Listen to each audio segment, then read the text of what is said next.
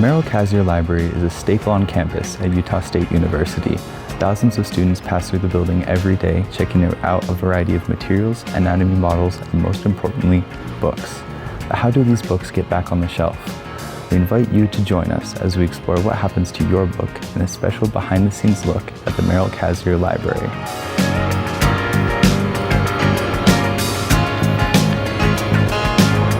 The journey of a book begins at checkout.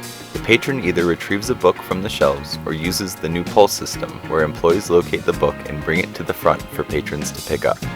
The patron then checks out the book at the front desk and takes it home to enjoy.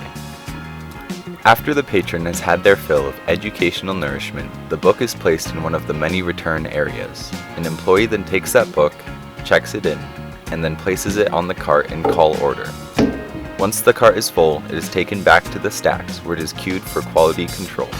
The book is checked for defects or other anomalies, and if all is well, it is queued for reshelving. The transit hall is an integral part of this journey, keeping all of these moving parts integrated and functioning smoothly. It is also responsible for the checkout of other items, such as anatomy models, chargers, and various media. In this video, we will chronicle our practicum experience as we sought to understand and improve the processes within the transit hall.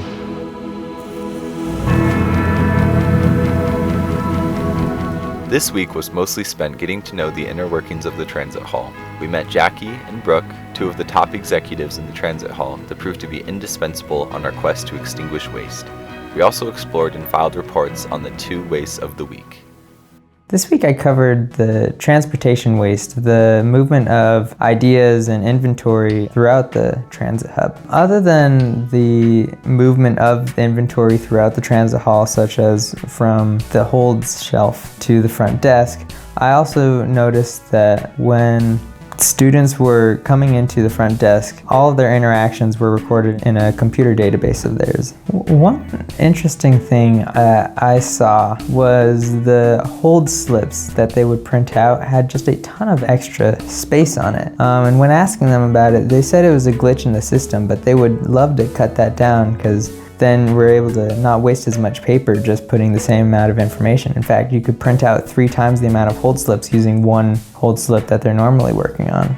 So this week I covered inventory waste. I did this by just checking all of the shelves they have in the transit hall, and I started just by marking how many books they had, and I marked that as work in progress inventory. From there I went and I conducted interviews with both Jackie and Brooke, who are connections at the transit hall. After that, I created a report to kind of outline where there seemed to be waste. For example, they'll receive PhD students' theses, and then they'll send it to be bound, and then they'll send out an email notifying the person that it's ready to be picked up. But they don't have any kind of system or procedure for theses that aren't picked up. So there's one there from 2015 that had just never been picked up. That patron hadn't been notified of that thesis being ready for as long as it's been ready, which would be 10 years.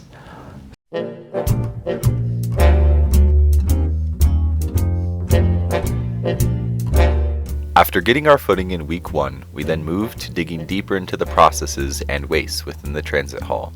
In week 2, we focused on motion and waiting waste, creating reports and performing a general waste walk. This week I covered motion waste. I made lists of all the steps it took to fulfill something, like with electronic waste, like how much steps it took to go from the desk to the cabinets, or like with returning a library book, like where they were standing when they got the request, where they had to walk to, how much steps it took. I guess the main thing with the electronic waste, a lot of them are stored kind of low to the ground, so it does require bending over, though that would require like overhauling their storage system to get them higher up. But the transit hall is pretty localized, so it doesn't require a lot of walking to get to each place. And the student that's like requesting it can see where the employee's going. Like they know what's happening, so it doesn't really require like waiting waste. With our waiting audit, we wanted to see how much the patrons were waiting and what things they were waiting for, and also some of the internal waiting with the employees. So we did some, observations. We took some surveys. We saw what people were like checking in and out, what they needed to come to the help desk for, and how long that was taking. And then we also talked to the employees who are working to see how much they were waiting. They're at the circulation desk for 2 hours, And so sometimes they're waiting cumulatively like 30 minutes to like an hour and 45 minutes during that 2-hour shift. But they still need 2 people there because if they only had 1, then a line would form and there are people who would just not come to the circulation desk because they're like, this isn't worth my time, and then they wouldn't be able to get the help that they need. And so USU Library decided that 2 people was necessary to have in the front even though they are waiting a lot. So it's kind of like the balance between, do we make the customers wait or the employees wait?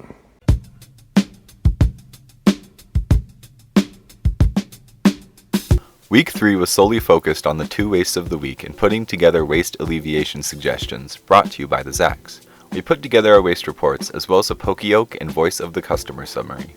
We covered overproduction. You looked at library books. That was really the only thing I could think that could result in overproduction.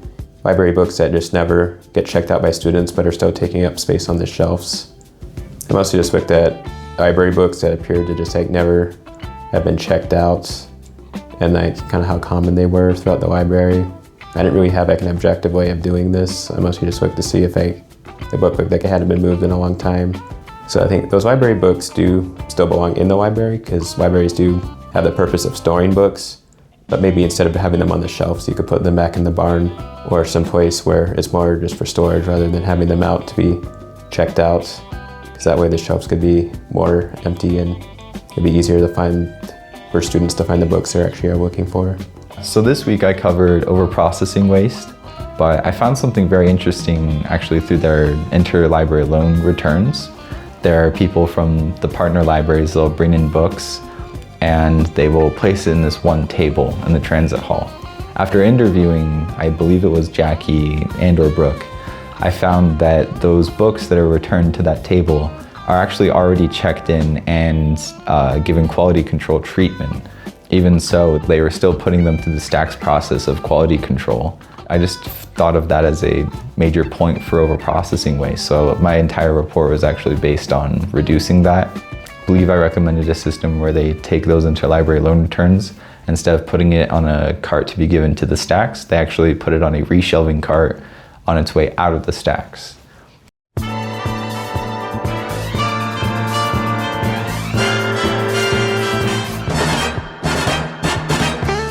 Week 4 was crunch time. We had a final report and the 2 waste reports to make, as well as tying up any loose ends. The group divided and conquered to finish our final deliverables, and we also worked on this video.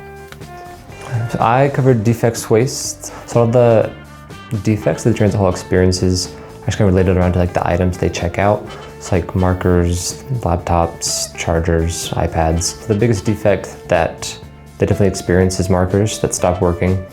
I think, if I remember correctly, they've gone through about 84 markers so far this semester. On occasion, the iPads will stop working while patrons check them out. They've only had about, I think, 2 have had issues this semester.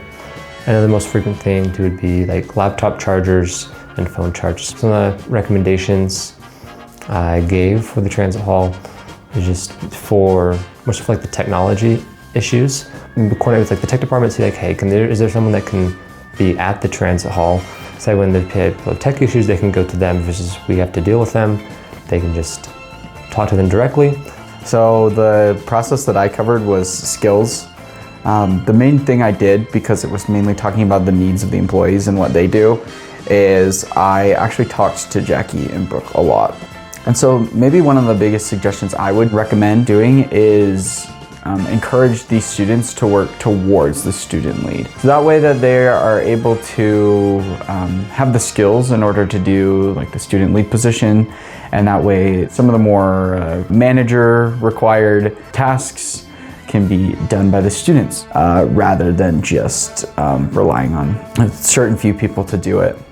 Another thing I talked to them a lot about was how the tasks were balanced.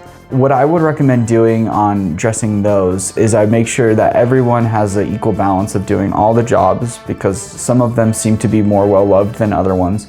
And then I'd also recommend asking the students where some of the pain points are, so that all those processes and steps could be improved. We did a PDCA review, which is a Plan, Do, Check, Act, and we came up with a multitude of things that we observed in the library, big and small. that we think there could be changes to. One of the things is we addressed the water bottle graveyard, which is all the water bottles that are left behind by the patrons of the library.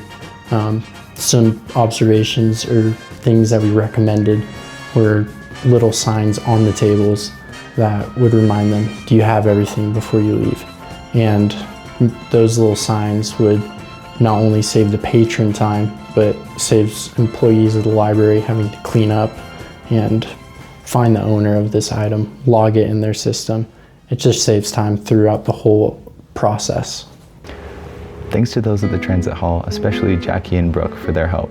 We hope you had as much fun as we did learning about the processes here, and we hope to see you here soon.